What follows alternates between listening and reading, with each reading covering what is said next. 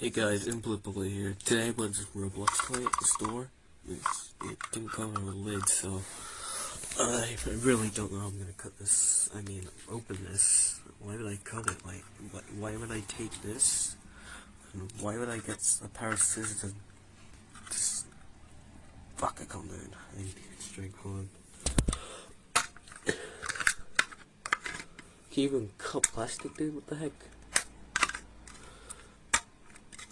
This just sucks.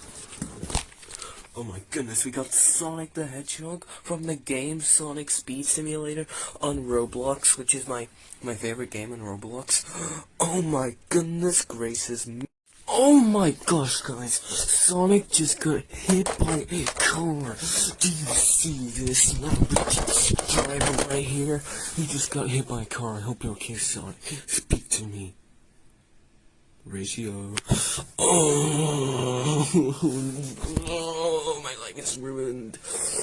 You suck. Whoever's driving this car, I bet it's Nemesis because he doesn't know how to drive XD.